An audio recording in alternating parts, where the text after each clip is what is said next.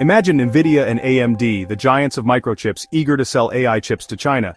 The US government, wary of China's tech ambitions, steps in. You can sell, but we want 15% of your revenue from those sales. Not a tax, not a fine. A revenue-sharing deal like your dad demanding a cut of your pizza delivery earnings. This is all about keeping advanced tech out of China's military hands. Nvidia even made a weaker, decaf chip for China, the H20, to comply with export rules. But even that needed a special license. Instead of a simple yes or no, the government offered this unprecedented deal. Governments usually regulate or block trade, not take a direct cut. This move blurs the line between national security and a protection racket. Now America's top chipmakers are paying tribute to their own government for the right to do business abroad. For Nvidia and AMD, China is a huge market. Walking away would hurt. But agreeing to this deal means accepting a new kind of government overreach. It's a tough choice. Lose profits or accept a precedent-setting subscription fee for exports. The Washington Post broke the story, catching everyone off guard. This could reshape the global tech landscape. The US is turning export controls into a high-stakes poker game, demanding a piece of the pot. The industry now faces a dilemma: comply and pay up, or risk losing access to a massive market.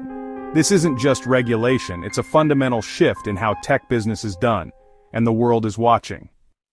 To see how we got here, rewind to the Trump era, when the US started blacklisting Chinese tech giants like Huawei. The goal: slow China's tech rise.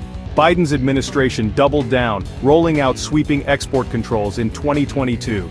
These rules didn't just target companies, they aimed to cripple China's entire advanced computing sector. US firms like Nvidia tried to adapt, making slightly weaker chips to skirt the rules.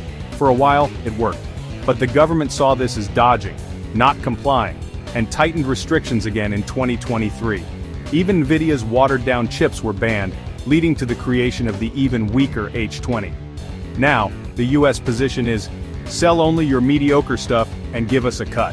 This journey from targeted sanctions to revenue sharing shows just how reactive and chaotic the policy has become. The rules keep shifting, leaving companies scrambling. It's a game of cat and mouse with billions at stake, and the stakes keep getting higher. Here's where things get dicey. Legally, the US Constitution's export clause bans taxes on exports. The government claims this 15% cut isn't a tax, just a voluntary fee for an export license. Critics aren't buying it.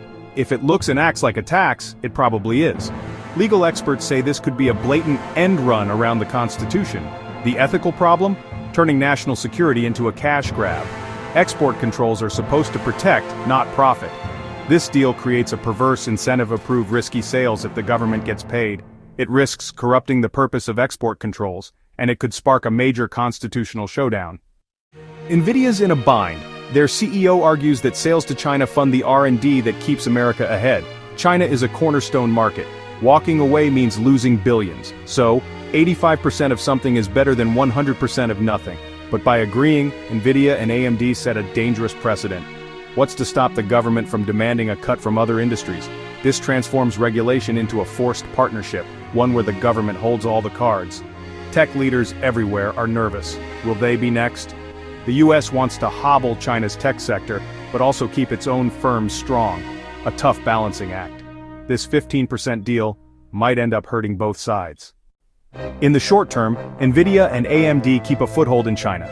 But long-term, this could supercharge China's push for self-sufficiency. Every restriction is more motivation for China to build its own chips. Retaliation is likely. China could target US firms or restrict key materials. This could spiral into a tech trade war, disrupting global supply chains. Supporters call the deal pragmatic. Critics call it a desperate cash grab. By monetizing national security, the US risks undermining its own policies and accelerating China's tech ambitions. The global race for tech dominance is too important for improvised solutions. And this 15% surcharge? It's a risky, unprecedented move with consequences far beyond microchips.